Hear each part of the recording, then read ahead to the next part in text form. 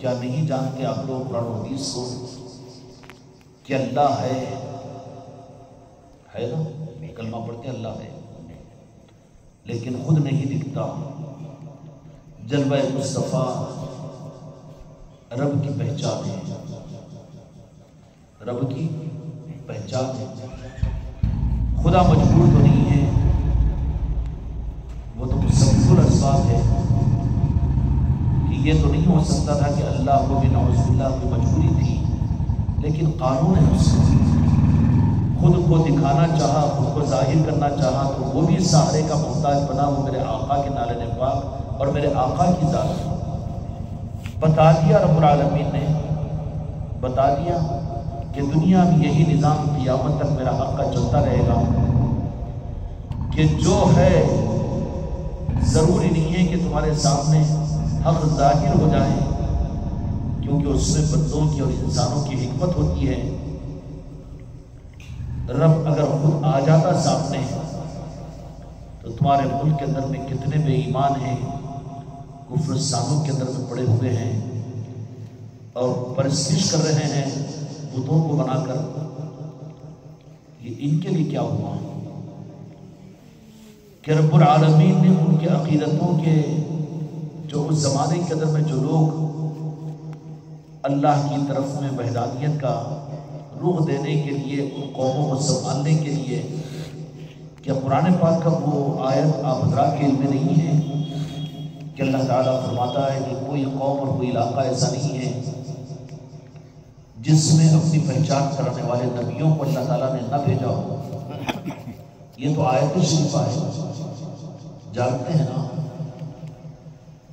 قصور کیا ہوا کہ وہ قومیں آئینہ کو دیکھ لی، لیکن اصل عکس تک پہنچنے کی انہوں نے فکر نہیں کی۔ اللہ تبارک و تعالیٰ نے قوموں کو سنبھالنے کے لیے اپنی قدرت کا مظاہرہ اس زمانے کے کسی مخلوق کے ساتھ اللہ تبارک و تعالیٰ نے کیا، تو قوموں نے یہ سمجھ لیا کہ یہی خدا ہے اور ان کی مورتیاں بنا لی جو ان کو دیکھے تھے کہ وہ 7 ہاتھ والے، 4 پیر والے اور سونڈ والے، اور یہ انہوں نے وہ دیکھا۔ اللہ نے اپنی قدرت کا مظاہرہ ان کو اپنی پہچان کے لیے ان کی ذاتوں پر ظاہر کیا، تو پھر ان کو جس صورت میں ظاہر کیا، کیوں کہ اللہ کی سنت یہ ہے کہ بندہ جن سے مانوس ہوتا ہے اسی کے ذریعے سے اپنی پہچان عطا کرتے ہیں۔ آئینے عبد میں رب نظر آتا ہے، اور خدا کی حکمت یہی ہے، آئینے عبد میں رب نظر آتا ہے۔ خدا کی حکمت شروع سے یہ ہے اور قیامت تک یہی رہے گی۔ بندوں ہی میں تو خدا کا جلوہ ہوگا، خدا کی یہ سنت ہے۔ اور کوئی اس روح کو چھوڑ کر اگر رب کی طرف میں توحید کی بنیاد پر یہ سمجھ لے تو پھر وہ پہلے ہی قدم پر فیل ہو جائے گا کہ رب کی ذات تو وہ ہے جو دکھتی بھی نہیں ہے، لا یدرک الابصار، جو پکڑی بھی نہیں جا سکتی، اور جس کی بات کو یہ سن نہیں سکتا اور جس کو یہ سمجھ نہیں سکتا۔ اللہ نے فرمایا کہ میری ذات میں غور مت کرو، گمراہ ہو جاؤ گے، ہاں میری صفات میں غور کرو۔ اللہ کی صفات جامع الصفات اللہ، خدا کی قسم تو جہاں کے مالک محمد رسول اللہ صلی اللہ علیہ وسلم رب کا آئینہ ہے، رب کی اصل پہچان ہے، رب کی اصل پہچان ہے۔ دو جہاں کے مالک میرے آقا کو اللہ نے وہ تصرفات کہ تمہارے اس ملک کے ان انسانوں کے وہ دیوی دیوتاؤں کو اگر پوچھو تو وہ تو ایک ایک کے بارے میں یہ بات کہیں گے کہ یہ علم کی دیوی ہے اور یہ پانی برسانے کا خدا ہے، یہ روزی دینے کا دیوتا ہے اور یہ عزت دینے کا دیوتا ہے، یہ تخت و تاج دینے کا دیوتا ہے، یہ آگ کا دیوتا ہے۔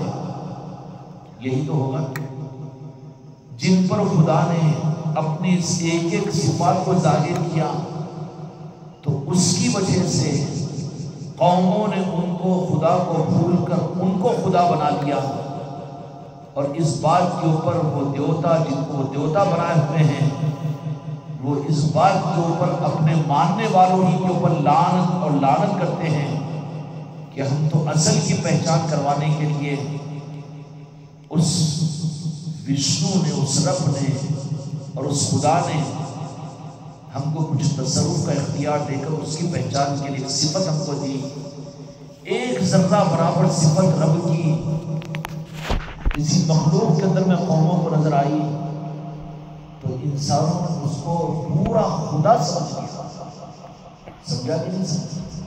یہ مرض انسانوں کا ہزاروں برس پرانا، ہزاروں برس پرانا، کہ جس میں ایک صفت کا ذرہ نظر آیا اسی کو انہوں نے کل اللہ کا درجہ دیا، رب کا درجہ دیا، معبود کا درجہ دیا کہ وہ یہ خدا ہے ہمارا۔ تو جو صفت کے کروڑوں میں ذرے کے ایک حصے کے اوپر ان قوموں نے خدا کے بدل ان کو خدا بنا دیا، خدا ان سے ناراض ہو گیا، تو آ جائیے شرافت اور انسانیت کے ساتھ اور ایمان کے راستے پر کہ جن کو اللہ نے اپنی صفت کا ایک ذرہ کروڑوں حصے کا حصہ دیا، تو قوموں نے ان کی عبادت شروع کر دی تھی اور ان کو خدا بنا لیا تھا، اور وہ چونکہ باطل خدا بنے، وہ بنے ہوئے نہیں ہیں۔ ان کو یہ لوگ جن کو پوج رہے ہیں، ان کے پوجنے کی وجہ سے ان کی پرستش کی ذمہ داری ان پر نہیں ہے۔ قیامت میں تو سیدھا وہ کہہ دیں گے ان پوجنے والے لوگ پوجنے والوں کی مندریں بنا کر پوج رہے ہیں، انسانوں پر ظلم کر رہے ہیں۔ ایک نہیں 1,00,000 مندر بنا لو، ایک مورتی نے 1 کروڑ مورتی بٹھا لو، خدا کو چیزوں سے بے نیاز ہے۔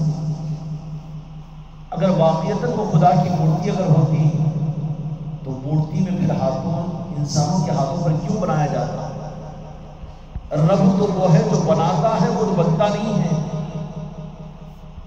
سناتن دھرم کے مطابق میں بھی یہ بات عقیدے کے اندر میں داخل ہے، اس ملک کے ہندوستان کے اصل مذہبی کتابوں کے اندر بھی یہ بات موجود ہے کہ دیو اور رب تو وہ ہوتا ہے جو بنانے والا ہوتا ہے، وہ خود بننے والا نہیں، وہ دینے والا ہوتا ہے، خود محتاج نہیں۔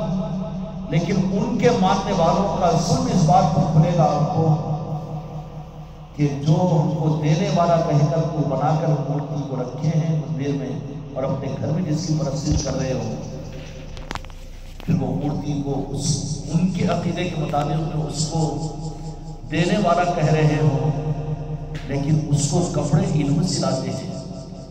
مورتی بنانے والا بڑائی ہے، لوہار ہے، سنار ہے، چاندی سے بنا رہا ہے، تو بنا ہوا رب کیسے ہوتا ہے؟ رب تو وہ ہے جو بنانے والا ہے، بنانے والا رب ہے، بننے والا رب نہیں ہو سکتا، بننے والا رب نہیں ہو سکتا۔ لیکن ان کا قصور یہ ہے کہ رب نے صرف امتحان کے لیے اپنے صفات میں سے کچھ کروڑوں حصہ ان پر تصرف عطا کر دیا تاکہ وہ اصل کی پہچان کرائے۔ ان دیوی اور دیوتاؤں کا اس میں قصور نہیں ہے، انہوں نے کبھی یہ نہیں کہا کہ وہ ہماری پرستش کرے، ہماری مندر بنائے اور ہماری پوجا کرے، انہوں نے نہیں کہا، ان کی تعلیمات میں نہیں ہے۔ سناتن دھرم کے اندر میں دیوی دیوتاؤں کی پوجا ممنوع ہے، بالکل ممنوع ہے۔ لیکن انسان حالات کا مارا ہوتا ہے۔ رب کا نظام یہ ہے کہ خود سامنے نہیں آتا۔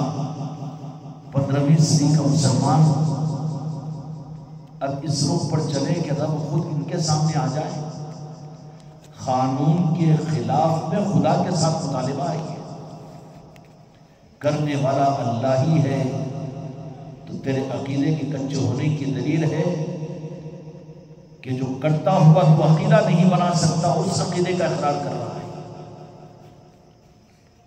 ہو رہا کہ پانی اللہ برسا رہا ہے، تو برسانے والے کو دیکھا نہیں ہے اور کہہ رہا ہے کہ اللہ برساتا ہے، تو اپنے عقیدے کی خود تردید کر رہا ہے، نفی کر رہا ہے۔ ان کا ایمان کہاں ہے؟ اسلام کا رخ نہیں ہے یہ۔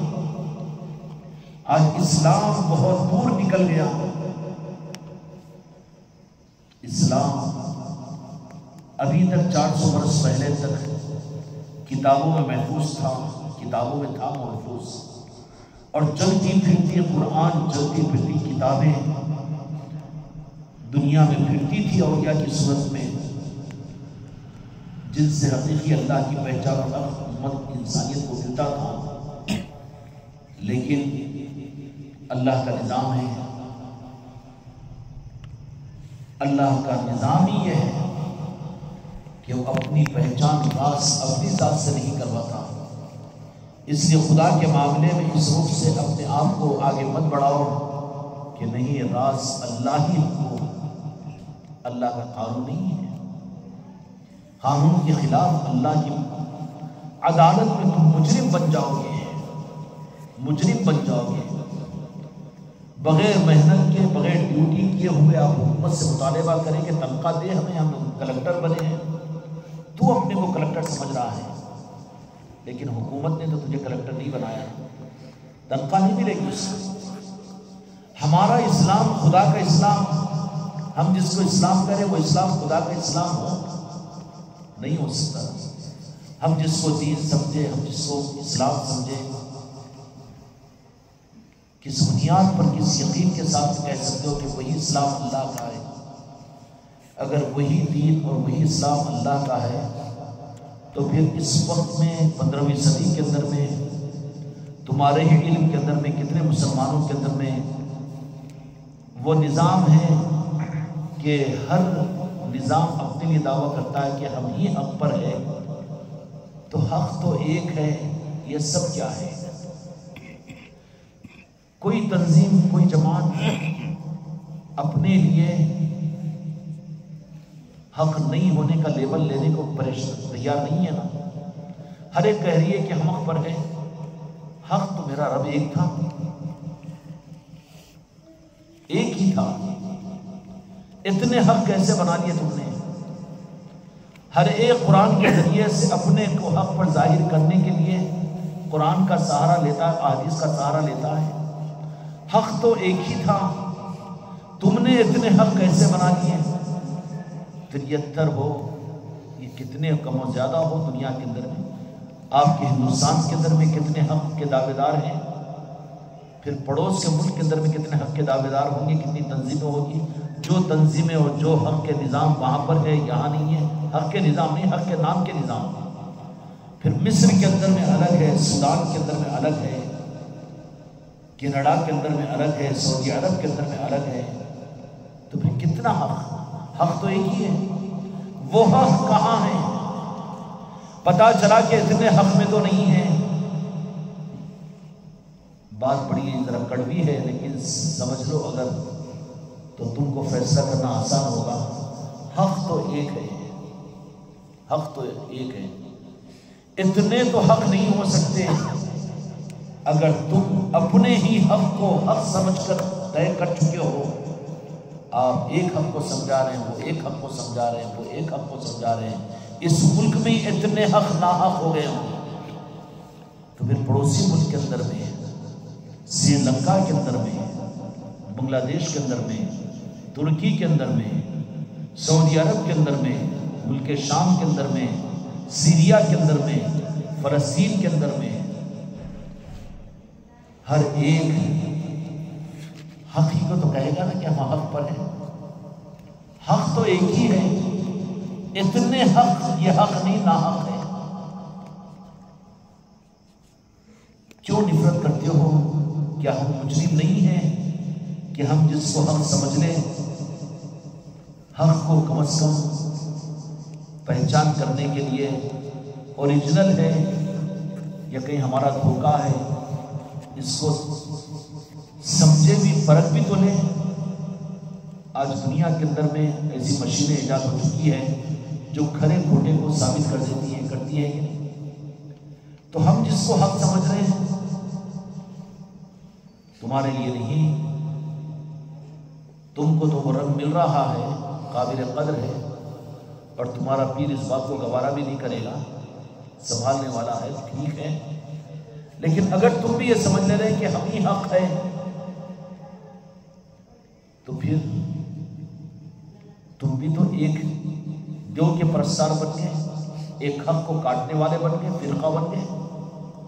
کوئی اور ہی کہہ رہا ہے کہ ہم بھی حق پر ہیں تو وہ بھی تو الگ ایک دیوتا کا پرستار بن گیا، مسلک اور جماعت اور فرقوں کا پرستاری۔ تو پھر یہ مسلمانوں کے اندر موجودہ 15ویں صدی کے اندر میں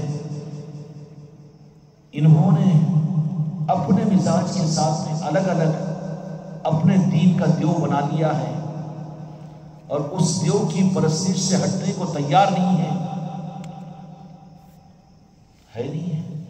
ہر ایک اپنی مسلک اور اپنی جماعت کو اور اپنے ہی کو حق، اپنے ذہن کی بنیاد پر، اپنے سمجھ کی بنیاد پر، تو وہ تو پرستار ہو گیا ہے حق کا، اس نے دیو بنا لیا ہے اپنی جگہ، اور اس نے اپنی جگہ ایک مندر قائم کر لی ہے۔ تو جب مسلمان جن کے پاس میں حق ہے اور جن کے پاس میں اللہ پر ایمان کا نظام ہے، اور ان حقوں کو، اس حق کو سنبھالنے کے لیے رب کا اصل نظام اسلام کے پاس میں ہے، اصل نظام اسلام کے پاس میں ہے حق کے سنبھالنے کا۔ اسلام کے علاوہ کسی مذہب کے اندر میں حق کے سنبھالنے کا نظام نہیں تھا۔ اس کا مطلب یہ تھا کہ کسی زمانے میں مذہب عیسائیت بھی حق تھی، لیکن حق کا نظام سنبھالنے کا رب نے عیسائیوں کے اندر میں عطا نہیں کیا، عیسیٰ علیہ السلام کو عطا نہیں کیا تھا۔ کسی زمانے کے اندر میں یہودی بھی حق تھے، اس لیے کہ اللہ کا کلام ان کے پاس میں تھا، تورات، حق پر تھے، لیکن حق کے سنبھالنے کا نظام موسیٰ علیہ السلام کو، تورات والوں کو اللہ نے عطا نہیں کیا تھا۔ اسی طریقے سے اور مذاہب بھی ہیں، وہ اپنے وقت کے اوپر حق تھے، لیکن حق کے سنبھالنے کا رب کی طرف سے کوئی انتظام نہیں تھا۔ لیکن قدر کرو جس اسلام کو تم نے قبول کیا، اور خواجہ جی کے صدقے سے تم کو جو کلمہ ملا، وہ اسلام ہے کہ جو حق کا ہے اور حق کو سنبھالنے کا نظام قیامت تک ہے۔ اب حق کے سنبھالنے کا نظام، حق کے سنبھالنے کا نظام کیا نظام ہے؟ اگر ابھی ہم سنانا شروع کریں تو بہت دیر ہو جائے گی۔ حق ہے، قیامت تک رہے گا، اور حق کے سنبھالنے کا نظام بھی قیامت تک رہے گا۔ جو صرف حق کے دعوے دار ہیں، سنبھالنے کے نظام کے دعوے دار نہیں ہیں، اور سنبھالنے کے نظام کے منکر ہے، وہ حق والے نہیں ہیں۔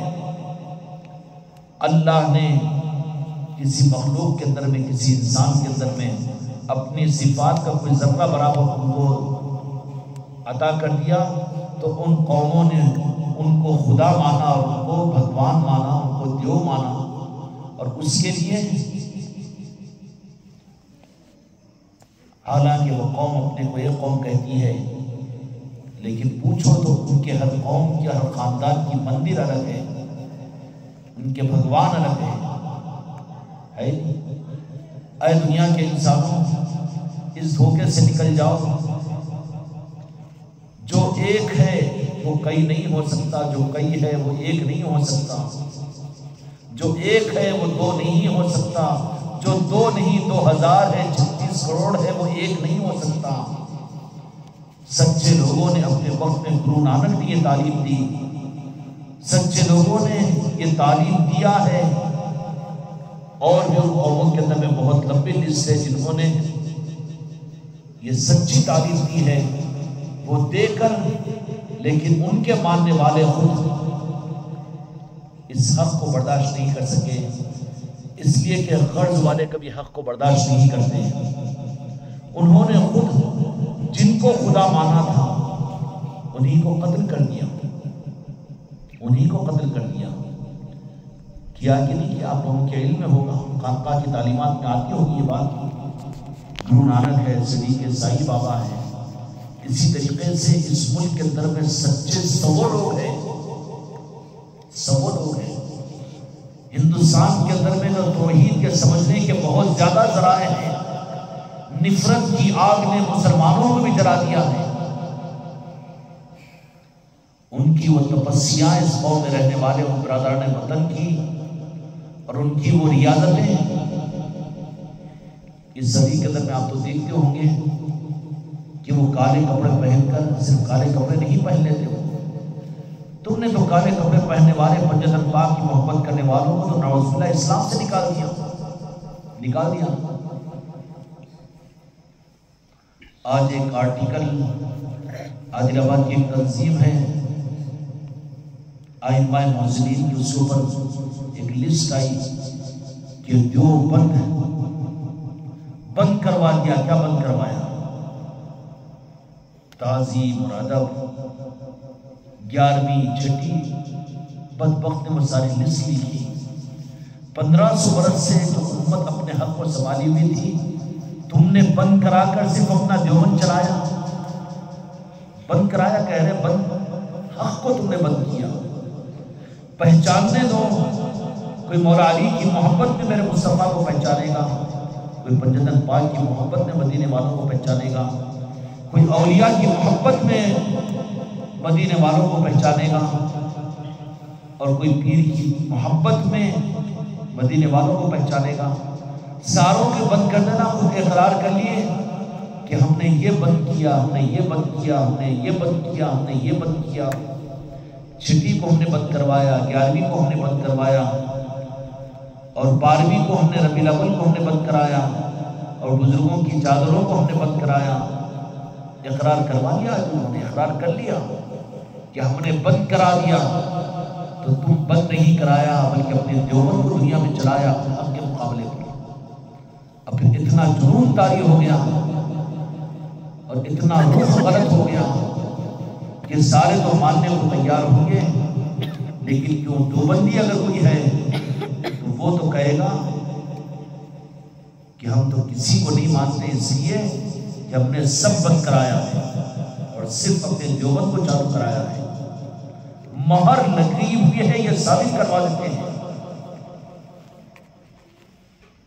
اولیاء بھی معاف کرے تو جہاں کے مالک بھی نظر کرم فرمائے۔ امت کا ایک بڑا طبقہ ہے جو ان کے ظاہری چیزوں پر، ان کے علم اور ان کی کتابوں پر اور دعوے داری ہے ان کی پوری دنیا کے اوپر۔ تو کیا جامع ازہر نہیں ہے دنیا میں؟ کیا تمہارا دیوبند برصغیر ہندوستان کا ہو؟ شرم نہیں آتی تمہیں؟ مدینے پاک کے مدارس نہیں ہیں؟ ملک شام میں قال اللہ و قال رسول نہیں پڑھایا جاتا؟ بلاد العربیہ کے اندر میں قال اللہ و قال رسول نہیں پڑھایا جاتا؟ اور تم دعویٰ کر رہے ہو کہ صرف پوری دنیا میں دیوبندی ایک دیوبند ہے۔ مہر لگی، بند کرایا نہیں بلکہ سب کو چھپا کر صرف دیوبند کو سامنے کر دیا، ظاہر کروا دیا، جو گمراہیت اور فتنہ ہے، گمراہیت اور فتنہ ہے۔ اور 15ویں صدی کے اندر میں یہ فتنہ اتنا آگے بڑھا ہوا ہے کہ ساروں سے تو ماننے کی کوئی امید ہوگی، لیکن اتنی نخوت اس ادارے کی وجہ سے جو اپنی نسبت کو جوڑ لیتا ہے، جو اپنے آپ کو قاسمی کہہ لیتا ہے، دیوبند سے وابستہ ہو جاتا ہے، وہ کسی کی سننے کو تیار نہیں ہوتا اور کہتا ہے کہ سب سے اعلیٰ تو ہم ہیں، سب جو کچھ ہے وہ ہماری وجہ سے ہے، کسی کی نہیں سنیں گے۔ خیر، یہ بات آپ حضرات کے سامنے عرض کر دیے ہیں۔ ہم کو ظاہر کرنے کے لیے اگر ان نظاموں کو استعمال کرتے تو بہت اچھا ہوتا۔ ہم تم کو بھی دعوت دیتے ہیں کہ 15ویں صدی میں موجودہ زمانے میں ڈالر اور ریالوں کی چکر کے اندر میں امت کو گمراہ مت کرو۔ تمہارے بڑوں نے جو تمہارے دیوبند کو قائم کیا تھا، ہم تم کو دعوت دیتے ہیں کہ کم از کم تم اپنے ان قائم کیے ہوئے بانیوں اور تم اپنے بڑے جن کو اپنے بڑے مانتے ہو انہی کے طریقوں کو تو چالو رکھو۔ تمہارے بڑے قاسم نانوتوی سابر پاک کے پاس سے جایا کرتے تھے، قاری نعیم صاحب اجمیر شریف کو جایا کرتے تھے، کتنے مثالیں تھیں۔ تو تم نے وہ سب بند کرا دیا، جو باپ کو بند کرا دے بات پوری ہو جائے گی۔ کوئی آدمی اگر کہہ دے کہ میں باپ کا بیٹا نہیں، کتنی خراب بات، کبھی بات ہے، کبھی بات ہے کہ نہیں؟ پھر تجھے حق کہاں ہے اس بات کی وراثت میں حصہ لینے کا، اور تجھے غرض کے لیے اپنے نکاح کے وقت اپنے باپ کے نام کے لکھانے کا، جو اپنے باپ کا انکار کر دے. تو یہ کیا نظام ہے کہ چلو اور چیزوں کو تم چھوڑ دیں. اور کتنا بڑا فتنہ کہ اسلام کی تاریخ ہے 1500 سالہ، اسلام کی تاریخ میں بڑے بڑے مدارس اور بڑے بڑے علماء اور بڑے بڑے محدثین، کیا امام بخاری بھی اگر دارو دیوبند ہی کی سند کو لے کر گئے؟ یہ تو دیوبند 150 سال کا ہے. امام بخاری کو کیا حق پر نہیں مانو گے؟ کتنا غلط نظریہ ہے. اور یہ نظریہ اگر خانقاہ محمدی والوں کے اندر بھی آ رہا ہے تو یہ بھی باطل نظریہ ہے، یہ بھی فرقہ ہو جائے گا، یہ بھی باطل فرقہ ہو جائے گا. نظریہ کیا ہے؟ حق تو ایک ہے. تو ہم دیتے ہیں دارالدیوبند والوں کو بھی مخلصانہ انداز میں، ہم ان کے سامنے عاجزانہ یہ رخ کہ تم کو اگر بیر ہے 800 سال پہلے کے خواجہ خواجگان کے نظام سے، تم کو بیر ہے 700 سال پہلے کے بابا فضل الدین بختیار کاکی کے نظام سے، تمہیں بیر ہے 700 سال بابا فضل الدین گجر شکر کے نظام سے، رحمت الرضوان کے نظام سے، اور تمہیں بیر ہے صابر پاک کے نظام سے، محبوب الہی کے نظام سے. آپ لوگوں کا دل حیبت میں آ رہا ہوگا نا کہ کیا کہہ رہے ہو کہ جو حق پر جن کو کائنات کو قیامت تک ناز رہے گا ان سے بیر، ان سے پوری. یہ تو برائیت کی سب سے بڑی دلیل ہے نہیں. تم کو بیر ہے 400 سالہ پہلے راجن شاہ ولی سے، تم کو بیر ہے 100 سال پہلے کے تاج الاولیاء سے، اور اس سے بھی آگے کہ آپ کے زمانے کی مثالیں دو، اعلان کرو. نہیں کریں گے اعلان، لیکن کونوا مع الصادقین، قیامت تک سرزمین اولیاء سے خالی نہیں ہوگی، اولیاء سے خالی نہیں ہوگی. اولیاء ہر زمانے کے اندر میں حق کو دینے کے لیے رب کا نظام ہے. حق ایک ہوتا ہے رب کا، اور وہ حق اللہ تبارک و تعالی راز آ کر نہیں دیتا. ہر زمانے کے اندر میں حق کو دینے کے لیے اللہ بندوں کو آگے کرتا ہے کہ اس کو دیکھ کر اللہ یاد آتا ہے، وہی اللہ کا نمائندہ، اللہ کا ولی ہوتا ہے. سمجھ آئی؟ حدیث ہے، اللہ تبارک و تعالیٰ حدیث قدسی میں فرماتا ہے کہ جس کو دیکھ کر میں یاد آ جاؤں وہی میرا دوست اور میرا ولی ہے. تو اللہ تبارک و تعالیٰ یہ نہیں فرما دیا کہ میں نے اپنے حق کی پہچان کے لیے تم کو تو آپ کو پر پٹی باندھ دیا، تم تقلید کر لو، صرف صحابہ کی دعائی دے دو یا اولیاء کی دعائی دے دو. نہیں، تمہارے زمانے کے اندر بھی اپنی پہچان کے لیے اپنے دوستوں کو ظاہر کروں گا، میں پردے میں رہوں گا، کسی کو سامنے کروں گا. تو تم کو حق لینے کے لیے پھر ان کو اپنے آپ کو ان کے حوالے کرنا پڑے گا، تب پھر حوالے کریں گے تو پھر ان کے ذریعے سے تمہیں حق ملے گا. وَابْتَغُوا إِلَيْهِ الْوَسِيلَةَ، وَابْتَغُوا إِلَيْهِ الْوَسِيلَةَ، اللہ تک پہنچنے کے لیے وسیلے کو تلاش کرو.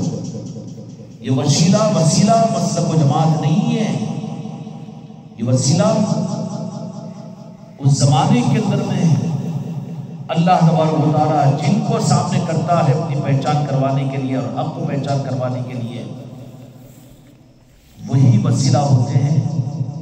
15ویں صدی میں نہیں، اگر خدا باقی رکھے 500 صدی کے بعد بھی، اس صدی میں بھی اللہ تبارک و تعالیٰ یہ نہیں کہے گا کہ تم سب تقلید کر لو، مانو عقیدت اور عصمت میں. لیکن تمہارے زمانے کے اندر بھی ہم اپنے ایک نمائندے کو دیں گے تمہیں. جس وقت میں دجال آئے گا، فتنوں کا زمانہ ہوگا، ایمان والوں کے لیے بڑا نازک وقت ہوگا، اس وقت میں بھی اللہ تبارک و تعالیٰ یہ نہیں کہے گا کہ نہیں ذرا قرآن و حدیث کو دیکھ لو کافی ہو جائے گا. یہ نہیں کہے گا، امام مہدی کو بھیجے گا، پیدا کرے گا. امام مہدی کون ہے؟ قرب قیامت کے موقع پر بھی، ہمارا زمانہ تو گزر چکا ہوگا، قرب قیامت کے موقع پر بھی تمہاری ہماری نسلوں کے سامنے امام مہدی جو ہوں گے وہ حق تعالیٰ کا جذبہ ہوں گے، عین خداوندی اور عین مصطفیٰ ہوں گے۔ کون ہوں گے؟ امام مہدی۔ اللہ انسانوں کو محروم نہیں کرے گا حق سے۔ حق صرف کتابوں میں نہیں ملے گا، حق صرف روایتوں میں نہیں ملے گا، اور حق صرف آپ کو اب بے ادب گستاخی تو نہیں حدیث اور روایتوں کی، لیکن کتنے سوالات پیدا ہو جاتے ہیں کہ یہ روایت ضعیف ہے کہ حق ہے، کیا روایت صحیح ہے، کتنی چکروں میں ڈال دیتے ہیں۔ ایک چیز ایک ثابت کرے تو اس کے خلاف میں 10 باتیں کہ یہ روایت ضعیف ہے، یہ صحیح نہیں ہے، یہ صحیح نہیں ہے۔ ہوتا کہ نہیں ہوتا؟ حق کہاں ہے؟ ہر زمانے کے لیے حق تو زمانے کے اندر میں اللہ کے وہ بندے ہوتے ہیں کہ جن کو دیکھ کر، جن کی صحبتوں میں رہ کر پھر ان کی پہچان حق والوں کی کیا ہوتی ہے، وہ زیادہ علم جاننے والے، زیادہ حوالے جاننے والے، یا پھر اس زمانے میں اور ایک روح اولیاء سے مڑنے کے لیے معیار ولایت کا بدل دیا گیا ہے۔ کیوں؟ ان کے نظریات امت قبول نہیں کرتی تھی، کیونکہ آج سے 100 سال پہلے تک بھی حق کے اصل مرکز یہ امت کے جاہل بھی، ان پڑھ بھی غوث و خواجہ کو، راجہ شاہ ولی کو مانتے تھے۔ یہ دھوکناک مسئلہ دیکھا تو ان لوگوں نے کیا کیا کہ ولایت کا معیار ایک دم بدلا دیا، کیونکہ ولی کی ولایت تو ثابت ہے قرآن سے، اولیاء کی ولایت تو ثابت ہے احادیث سے، اولیاء کی ولایت کی تصدیق تو اللہ اولیاء کے ذریعے سے دنیا میں کراتا رہے گا۔ یہ وہ چوکھٹ ہے کہ جو چوکھٹ کبھی بند نہیں ہوتی، یہ وہ خوشبو ہے ولایت کی جو کہ کبھی یہ خوشبو بند نہیں ہوتی، یہ وہ تنا اور پھول ہے کہ وہ کبھی درخت سوکھ نہیں سکتا ولایت کا۔ تو کرنا کیا چاہیے؟ 100 سال پہلے اولیاء کی محبتوں کا امت میں جو تھا، جس کی وجہ سے امت کے عقیدے اور امت کو حق ملتا تھا، لیکن اس کو بتلانے کے لیے انہوں نے بڑا دماغ اور علم استعمال کیا اور بڑی کوششیں کی، اور اس کے لیے انہوں نے سہارا لیا یہودیوں سے، انہوں نے سہارا لیا عیسائیوں سے، انہوں نے سہارا لیا مجوسیوں سے، مدد لی۔ مدد کہہ رہا ہوں میں آج، میری اس بات کی دلیل ہم سے پوچھو، مدد لی کس کا؟ اسلام کا نظام تو دینے والا تھا۔ یہودیوں کو قرآن چیلنج کرتا ہے کہ حق قرآن میں ہے، یہودیت میں نہیں ہے۔ عیسائیوں کو چیلنج کرتا ہے کہ اب تورات نہیں چلے گی، اب تم کو بھی اگر حق حاصل کرنا ہے تو تورات نہیں بلکہ قرآن کو اختیار کرو۔ قرآن چیلنج کرتا ہے کہ اہل کتاب کے لیے بھی حق اگر ملنا ہے، قل ان کنتم تحبون اللہ فاتبعونی ویحببکم اللہ، حق اور رب ملے گا تو صرف نارین پاک مصطفیٰ میں ملے گا۔ دینے والے تو اللہ نے ان کو بنایا تھا، لیکن یہ کون سی سازش چلی؟ بہت تفصیل میں اگر ہو جائے گی تو ایک ایک ایسی چیز ہے کہ جس کو اگر بیان کریں، اچھا یہ غلط اگر تمہارے عقل پر نہیں بیٹھ رہا ہے تو سوال کرو، میں خوش ہوں گا سوال کرنے والوں سے۔ اس کو زیادہ پرانی بات نہیں ہوئی، عیب تھا کہ مسلمان اپنے دین کی خدمت کے لیے یا اپنے اسلام کی خدمت کے لیے دوسرے مذہب کے انسانوں کی چوکھٹوں پر بھیک مانگے کہ ہمارے اسلام کو تمہاری مدد کی ضرورت ہے۔ عیب تھا یہ۔ پوری قومیں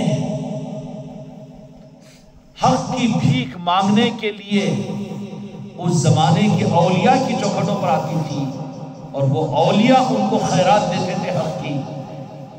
لیکن 128 سال کا زمانہ پہلے یہ سازشی یہودیوں نے کی اور برطانیہ کے اندر میں ہوئی۔ پوری دنیا کی یہودی اور اسرائیلی تمام وہاں پر جمع ہوئے اور کہا کہ سکے کے رخ کو بدل دو، اس کے بغیر ہم غالب نہیں ہو سکتے، اسلام کو مغلوب نہیں کر سکتے۔ وہ وقت نہیں آ سکتا کہ اگر یہ مسلمان اگر حقیقی اسلام کو یا حق کی چوکھٹوں سے اگر جڑے ہوئے رہیں گے تو ہم ان کو مغلوب نہیں کر سکتے، یہودیت اور اسرائیل کو غلبہ نہیں دے سکتے. یہ خواب برطانیہ اور انگلینڈ کے اندر میں دنیا کے اعلیٰ درجے کے دماغ اور علم والے تورات و انجیل کے علماء جمع ہو کر کہا کہ اب ایسا کام نہیں چلے گا، بلکہ کرنسی بدلنا پڑے گا،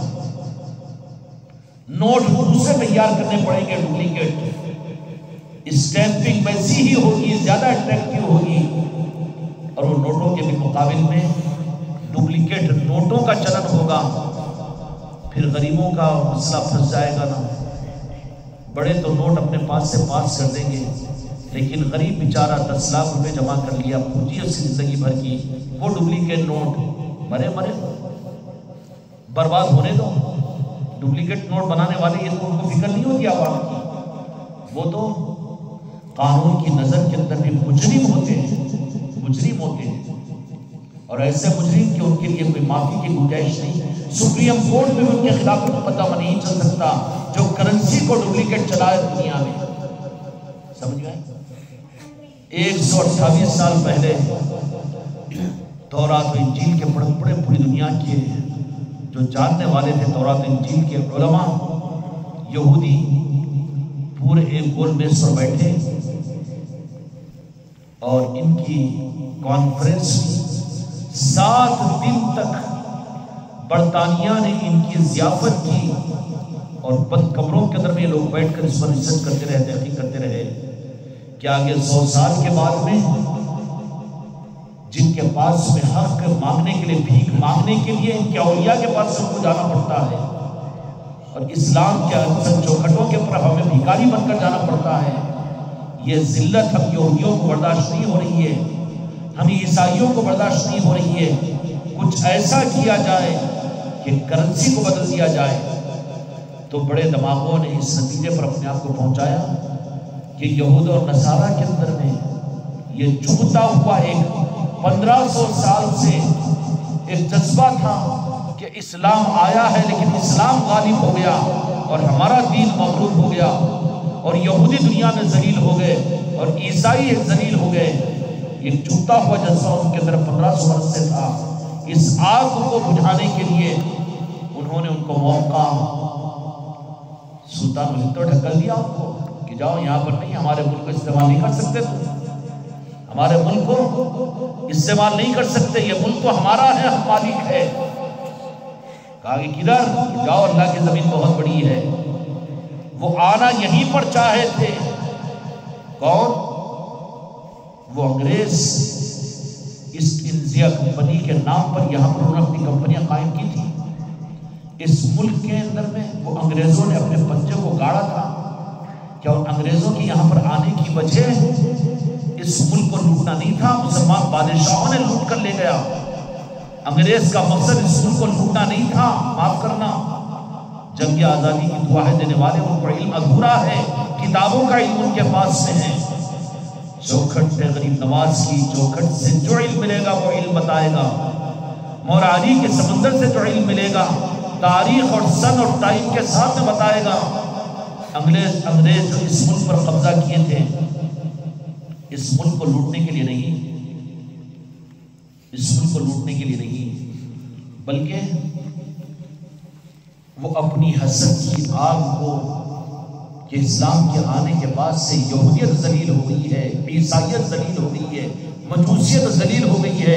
آئے اس ملک میں کمپنیوں کے قائم کرنے اور ملک کو ڈیولپ کرنے کے ارادوں کے ساتھ میں اور لبھانے کے لیے اس ملک کے بیچارے یہ کمزور عقیدے کے کمزور انسان، ہمارے برادر وطن جو سانپوں کو دودھ پلانے والے، کتوں کے پیروں کو رکھ کر پیشانی پر رکھنے والے بھولے ہیں بیچارے. انہوں نے ان کو اپنا محسن سمجھا کہ ریلوے لائن بچھائیں گے، فلٹر بنائیں گے اور ایئرپورٹ بنائیں گے، ملک کو ترقی کریں گے. وہ ملک کو ترقی اور ڈیولپمنٹ کے نام پر اس ملک میں اگر پوری دنیا کی تاریخ اگر بتاؤں تو بہت دیر ہو جائے گی. یہی سازش انہوں نے سعودی عرب کے لیے کیا کہ وہاں پر سعودی عرب کو مکہ مدینے کو ڈیولپ کرنے کی نیت کے ساتھ میں ساز باز کی. آل سعود نجد سے نکل کر نجدی اور وہابی وہاں پر آئے اور ہم ملک کو ڈیولپ کریں گے، مال اور پھر سعودیہ کی عمارتیں تو بنا دی، مسجد نبوی کے اندر میں اے سی تو نظام قائم کر دیا، اور وہاں کی روڈوں اور وہاں کے بنانے کے نظام تو دے دیا، لیکن اثر اسلام اور روحانیت کو، روح کو دبا دیا انہوں نے، کامیاب ہوئے اس میں۔ یہ سب کیسز 128 سال پہلے کے ہیں، اور سب کی سن ولادت بھی ایک ہے، اور ولادت کی پیدائش کا ملک بھی ایک ہے، اور یہ سب جو پیدا ہوئے ہیں نا وہ برطانیہ میں پیدا ہوئے ہیں، انگلینڈ کے اندر میں، اور انگلینڈ میں ایک ہی سال کے اندر میں فطرے پیدا ہوئے ہیں، اور اسی کے ساتھ میں جائے مقام بھی ایک اور سن ولادت بھی ایک، وہیں سے یہ فطرے پوری دنیا کے اندر میں، ایک طرف تو سعودیہ کی طرف میں اور دوسری نظر پڑی ان کی ہندوستان کی طرف میں، تو بولے کہ ہم ترقی دینے کے نام کے وہ ہندوستان میں چلے گئے، اپنی کمپنیاں قائم ہو گئی ہیں، چلو اب اپنا اصل مقصد پورا کرو، شروع کرو۔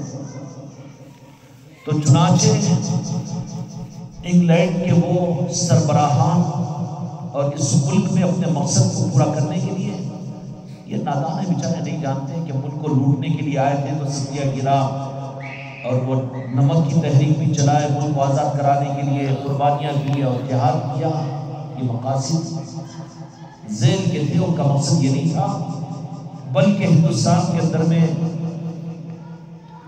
ان انگریزوں کا اور ایسٹ انڈیا کمپنیوں کے قائم کرنے کا مقصد 1500 برس سے جو اسلام کے خلاف میں لاوا بگڑ رہا تھا ان کے دلوں میں کہ اسلام مغلوب ہو، یہ رہ جائے ملکوں کے اندر میں، حکومتوں میں، تخت و تاج میں، لیکن اصل جو روح ہے اسلام کی، اور جہاں پر حق ملتا ہے وہ حق کے نظام کو چھپا دیں، اور یہ لوگ پلاسٹک کے کھلونوں کے اندر میں اسلامی حکومتوں کے اندر میں مست ہو جائے، اور پھر یہ ظاہری دینداری کے نقشوں کے اندر میں مگر ایسے ہو جائے کہ ان کے ہاتھوں میں ہزار ہزار کی تسبیحیں دے دو، اور ان کو تہجد گزار بنا دو، اور ان کو نوافل روزے رکھنے والا بنا دو، سب اچھی چیزیں ہیں، لیکن مقصد اگر نہیں ہو تو یہ ساری چیزیں بھی تو بیکار ہو جائیں گی۔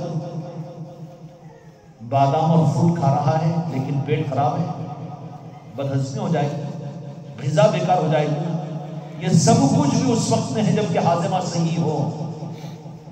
ان لوگوں نے بھی کہا کہ اب اصل مقصد پورا کرو، تو سب سے پہلے ایسٹ انڈیا کمپنی کے ان انگریزوں نے اس ملک کے اندر میں، پورے ملک کے اندر میں چلتے اور پھرتے ہوئے مزارات اولیاء اور اولیاء اللہ کی چوکھٹوں کی انہوں نے لسٹ بنائی، مدرسوں کی نہیں، مسجدوں کی نہیں، لال قلعے کی نہیں، مکہ مسجد کی نہیں، جامع مسجد دہلی کی نہیں، بابری مسجد کی نہیں، ان کے وفود میں کام آ جائیں گی باتیں، آپ لوگوں کو نہیں ملے گی بات میں۔ اولیاء کے آستانوں پر یہ لوگ پہنچے، انگریزوں کے قافلے نکل کر پورے ہندوستان میں اولیاء کے آستانوں کا سروے انہوں نے کیا، اور ہر جگہ کے حالات کو انہوں نے دیکھا۔ مسجدوں میں جانا تھا، مدرسوں میں جانا تھا، مسلمانوں کی عیدگاہوں میں جانا چاہیے تھا، مسلمانوں کی جماعتوں سے ملنا چاہیے تھا، نہیں، وہ قومیں آنکھ چھوٹی ہے مگر نظر بڑی ہوتی ہے یہودیوں کی پہچان آنکھ چھوٹی لیکن نظر بڑی ہوتی ہے ان کی، اور ان کا کوئی بھی پلان یہ نہیں کہ اب کے توبے پہ اڈا تلو اور کھا لو، یہ مسلمانوں کا مزاج ہے کہ نقد ملنا چاہیے یہاں پر۔ ان کی نظروں میں جو قدم اٹھاتے ہیں 150 سال کے بعد کا نقشہ ان کے پاس ہوتا ہے، 100 سال کے بعد کا نقشہ ہوتا ہے، اس لیے دور اندیشی کے ساتھ 100 سال کے بعد کی تاریخ کو سامنے رکھ کر اپنا پلان اور شروع کرتے ہیں، جس کی وجہ سے وہ کامیاب بھی ہوتے ہیں۔ یہاں پر جو اسکول کے اندر میں یہ لوگ آئے تو سروے کا کیا، سروے مسجدوں کا نہیں، مدرسوں کا نہیں، کتابوں کا نہیں، علماء کا نہیں، بلکہ انہوں نے سروے کرنا شروع کیا بزرگوں کی آستانوں کا اور ان کی چوکھٹوں کا۔ اتنی گہرائی کے ساتھ میں سروے کیا، اتنی گہرائی کے ساتھ میں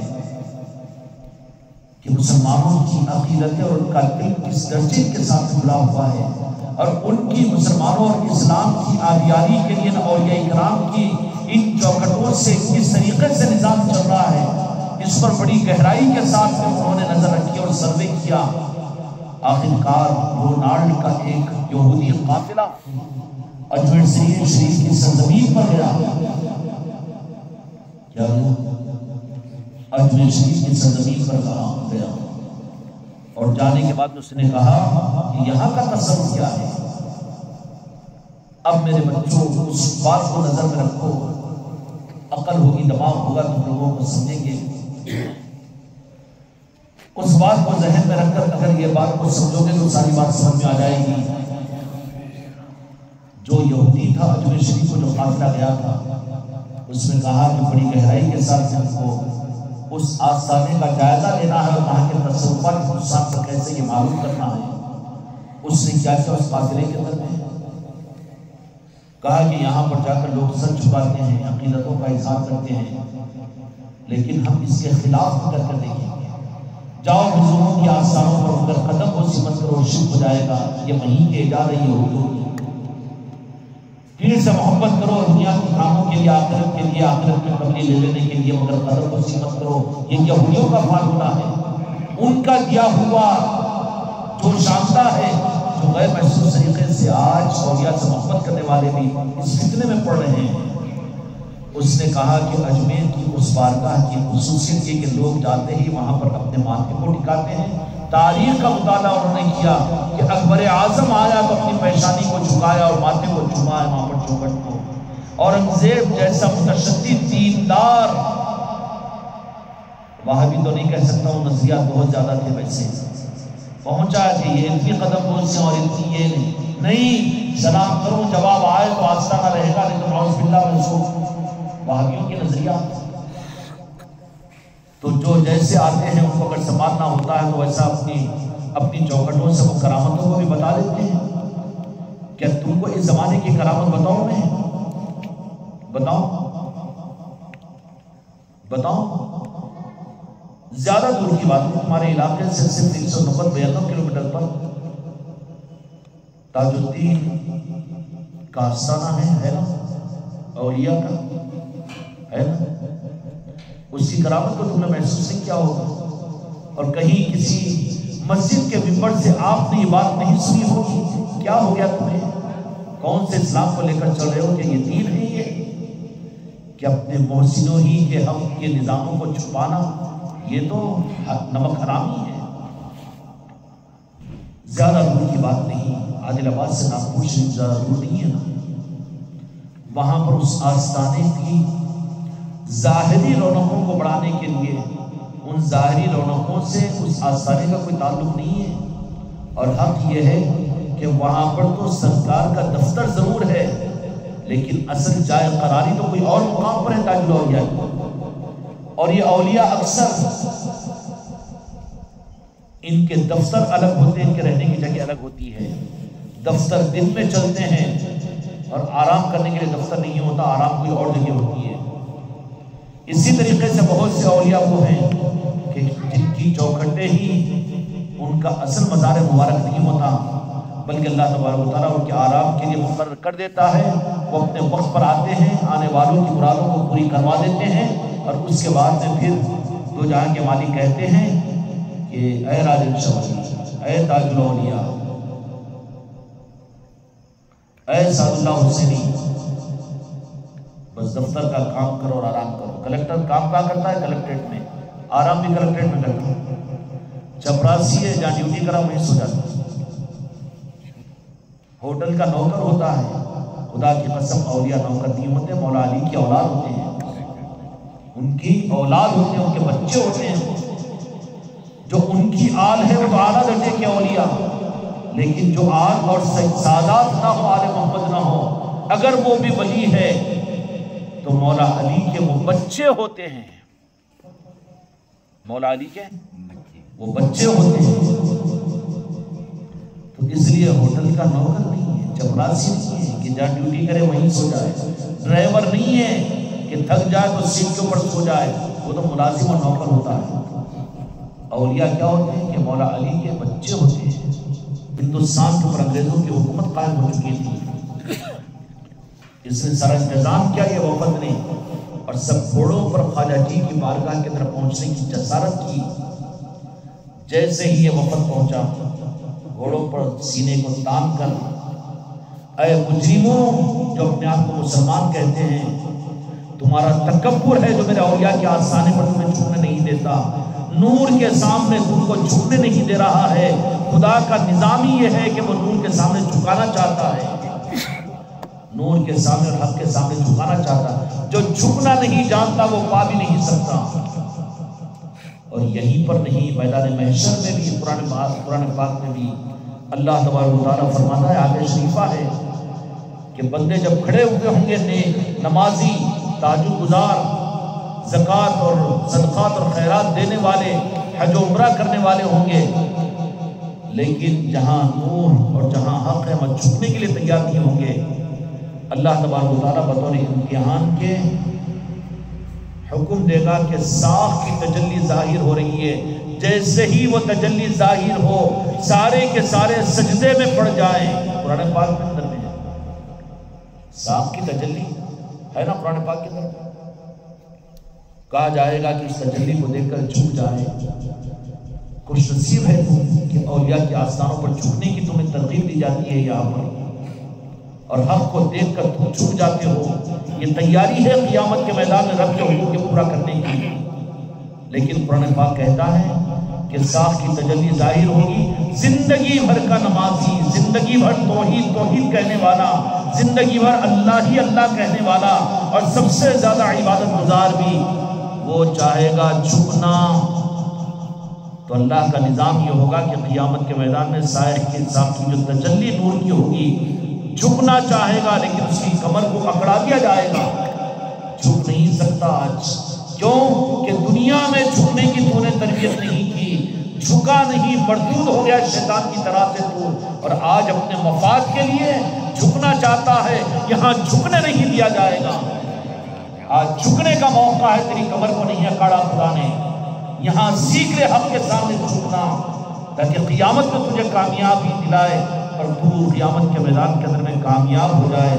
ورنہ یہاں جہاں اختیار ہے وہاں پر جھکنے کو تیار نہیں، تو قیامت کے میدان میں جھکنا چاہے گا رب کا حکم سمجھ کر، اور رب اس وقت میں جھکنے نہیں دے گا، اس کی کمر کو اکڑا دے گا، اور اللہ کہے گا کہ تختے کی طرح اس کی کمر ہو جائے گی۔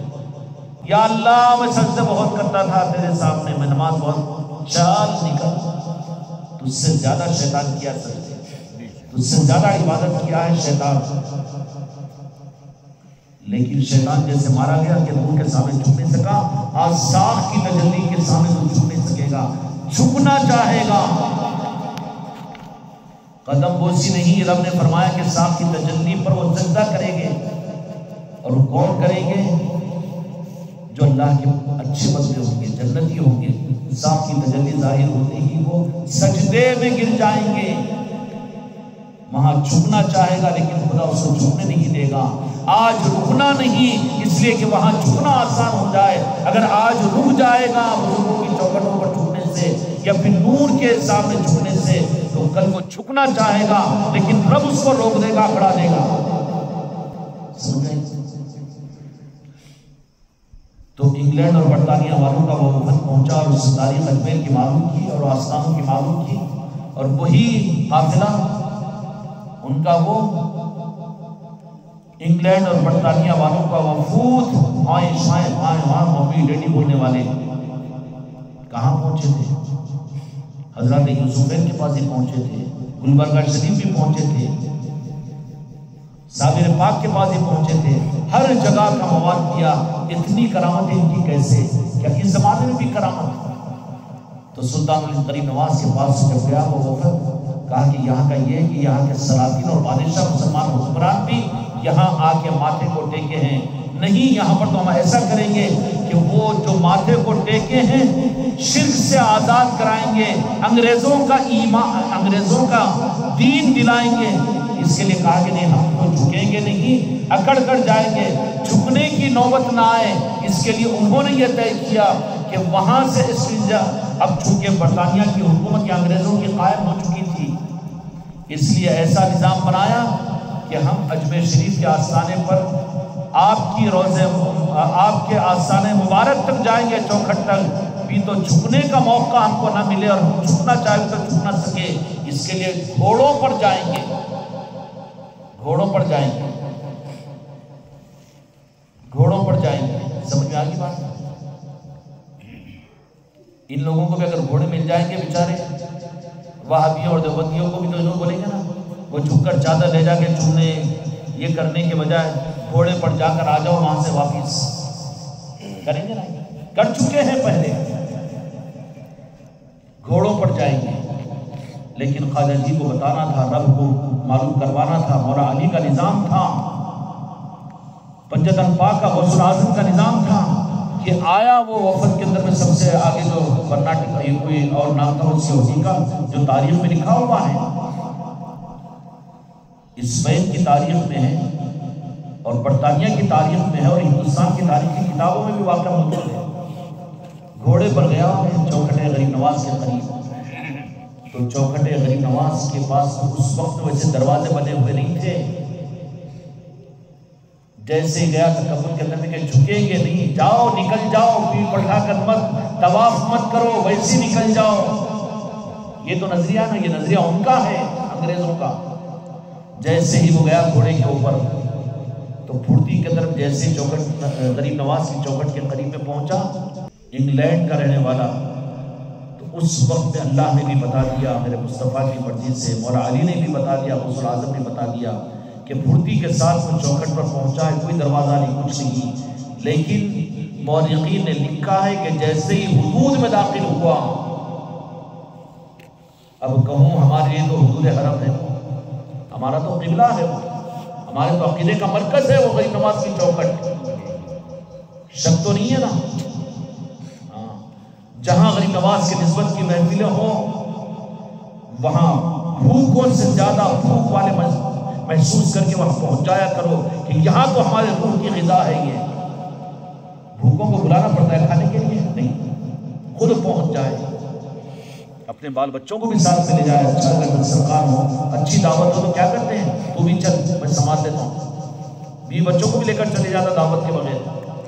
پھر یہاں پر آتے تو اپنے بیوی بچوں کو کیوں بھول جاتے ہو؟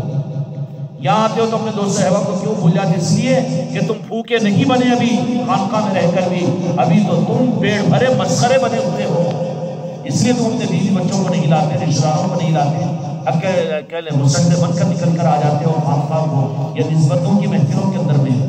ضرورت نہیں ہے تم کو، تم خود اپنے پیٹ پالو بنے ہوئے ہو، اس سے زیادہ بری بات نہیں۔ یہ صفت اپنے پیٹ کو دیکھنا انسانوں کی نہیں ہے، یہ تو حیوانوں کتوں کی ہے، صرف اپنے پیٹ کا سوچے ہو۔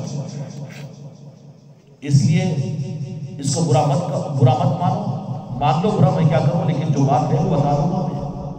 مجلس سے ہو تو جاؤ، اپنے بیوی بچوں کو لے کر جاؤ، اپنے دوست احباب کو لے کر جاؤ، چلو بھائی آج روح کی غذا ملے گی، تم کو روح کی غذا ملے گی۔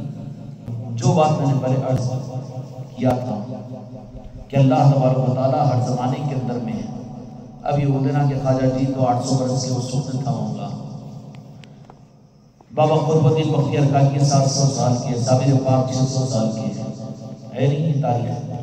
بابا قطب الدین بختیار کاکی کے بعد میں بابا فرید ہے، صابر پاک ہے، محبوب نظام الدین اولیاء ہے، پھر ان کی نسبتوں سلسلوں کے اندر میں ارے بابا گلاب کا پھول گلاب کچھ کھلی نہ چھاڑو۔ مدینہ منورہ کے اندر بھی 125 سال پہلے بالاہتمام مدینے والے بھی گنبد خضرا تو وہ ہے ہی ہے، خدا کا آئینہ ہے میرے مصطفیٰ کی ذات، کوئی تمثیل نہیں دے سکتے وہاں پر۔ ایسا محسوس ہوتا ہے کہ میرے مصطفیٰ کیا زمین پر آئے، خدا خدائی کے ساتھ میں خدا گیا ہے نہیں، وہاں کی مثال نہیں۔ لیکن مدینے والے بالاہتمام جنت المقی کے اندر میں سید کائنات سلام اللہ علیہ کے آستانے کی، امام جعفر صادق علیہ السلام کے آستانے کی، عثمان غنی رضی اللہ عنہ کے آستانے کی بالاہتمام زیارت نہیں کرتے تھے، بلکہ وہاں پر بیٹھ کر فیض حاصل کرتے تھے۔ ولایت کا نظام تو یہ کنیکٹڈ ہوتا ہے مدینے والوں سے۔ تو کرنسی کیسی بدلائی انہوں نے، انگلینڈ اور برطانیہ والوں نے، کہ کرنسی یہ بدلانا ہے کہ ولایت اولیاء سے امت جڑی ہوئی ہے نا، اب اس کو بول دو بدعت، اور ان کی لائن کاٹنے کے لیے کہہ دو شرک، امت بھٹک جائے گی، اولیاء سے کٹ جائے گی، ڈسکنیکٹ ہو جائے گی۔ اس کے بعد میں کیا ہوگا؟ پھر اپن جو چاہے کرنسی چلاؤ، چلتی رہے گی۔ اس طریقے سے اولیاء سے کاٹنے کے لیے ولایت، ولی کون؟ شریعت کا پابند ہونا۔ خدا کی قسم میرے آقا کی شریعت، کوئی ولی ہو شریعت کا منکر ہو، ولی نہیں ہو سکتا خدا کی قسم۔ لیکن ولایت کا معیار کیا لا کر رکھ دیا کہ تہجد گزار، صوم و صلات کا پابند اور متشرع، روبہ پہنا ہوا، گلے میں تسبیح کا مالا ڈالا ہوا، اور علم والا، بیان کرنے والا، تقریر کرنے والا، اور کبھی تہجد قضا نہیں، اشراق تک مسجد میں بیٹھ کے رہتے، اور پھر چاشت بھی ہوتی ہے، پھر ولی ہے۔ اچھا اس کے بجائے اب تاج الاولیاء جیل خانے میں بیٹھے ہوئے تھے، اور وہ جیل میں ولیاں جاتی ہیں پاگل ہے، تو ان کو کوئی ڈال نہیں سکتا، لیکن وہ خود جاتے ہیں۔ اولیاء کی صحیح پہچان کی ہوتی ہے، جاتے ہیں اولیاء نہیں، میں مسجدوں میں ڈھونڈو کہ انہوں فجر کی نماز پابندی کے ساتھ میں کبھی ان کی جماعت کی نماز فجر کی قضا نہیں ہوتی، ولی اللہ ہے۔ اور اس کے بعد میں جو تصویر لے کر بیٹھ جاتے ہیں، اس کے بعد قرآن کی تلاوت لے کے بیٹھ جاتے ہیں، اس کے بعد میں پھر چائے نہیں کچھ نہیں، اور ہر ہفتے کے اندر میں 2 روزے بھی رکھتے ہیں، اور تہجد گزار بھی ہے۔ اچھے اعمال سے انکار مت کرو ورنہ کافر بن جاؤ گے۔ لیکن اولیاء کی پہچان بدلا دی۔ اب کیا پہچان رکھی ہوئی ہے کتابوں میں یا ان اولیاء کے مخالفین کے پاس میں؟ ولی کس کو بولیں گے لوگ؟ جو مسجد میں نظر آتا، جو تصویر لے کے نظر آتا، بولیں گے کہ نہیں ولی اللہ؟ اولیاء کی پہچان بدل دیا، کرنسی بدل دی ہے۔ اولیاء کی پہچان یہ نہیں تھی، اولیاء کی پہچان اللہ نے جو دی، میرے مصطفیٰ نے دی، وہ اصل ہے کہ اب ان کی پہچان اصل ہے۔ اللہ رسول نے اولیاء کی پہچان کیا دی تھی؟ تہجد گزار ہو، جماعتوں میں پہنچ جانے والا ہو، بڑے مدارس چلا رہا وہ ہو، یا زکوٰۃ لاکھوں روپے روزانہ صدقہ کرتا ہو، وہ یہ نہیں دی پہچان۔ اللہ رسول نے کیا دی اولیاء کی پہچان؟ جس کو دیکھ کر میں یاد آ جاؤں۔ یہ اللہ رسول کی پہچان ولایت کی پہچان ہے یا پھر تیرے دماغ کی پہچان؟ کیوں کہ ان لوگوں کے اندر میں کتنے شیطان مل جائیں گے تجھے۔ کرنسی کو بدلایا ہے ان لوگوں نے، اور کون بدلائے؟ یہ لوگ نہیں بدلائے، بلکہ بدلائی گئی ہے 128 سال پہلے برطانیہ کے اندر میں، انگلینڈ کے اندر میں۔ کرنسی کو بدلا دو کہ ولی کون؟ یہ دکھنے والا خرگوش، انہیں ولی۔ وہ کیا ہے کہ انہوں یا رسول اللہ بولتے ہیں، اور وہ یا غریب نماز بولتے ہیں، تو مشرک ہے، بدعت ہے۔ کرنسی کو پلٹا دیا ہے۔ اب اس کرنسی کے چکر میں ہم کتنے آگے ہیں؟ آپ اور ہم ولی کسی کو مانیں گے؟ جو اللہ رسول کی پہچان کرائے، چلو اجمیر کو غریب نواز کے بعد راجہ شاہ، ارے انہوں مشرک بنا دیتے، شرک کروا لیتے، سجدہ کروا لیتے، خانقاہ کو نکو جاؤ۔ کرنسی بدلی کہ نہیں بدلی؟ اور بدلانے والے کون ہیں؟ بدلانے والے یہ دارالعلوم نہیں ہیں، اور بدلانے والے یہ جماعت و مسلک والے نہیں ہیں، بریلی والے نہیں ہیں، بدلانے والے انگلینڈ کے یہودی ہیں، عیسائی ہیں۔ کرنسی کو بدلو، جو حق ہے اس کو غلط کہو، جو غلط ہے اس کو حق بنا دو۔ اب اس کی پہچان کیوں ہوگی کہ تمہارے علاقے کے اندر میں ولی اللہ کو نہیں، وہ ہے ولی۔ کیوں؟ ان کے پاس میں شرک نہیں۔ نعتیں بھی پڑھتے ہیں تو شرک سے نعوذ باللہ پاک۔ نعت کہاں ہے جس میں شرک ہو؟ نعت کیوں بول رہا اس کو پاگل؟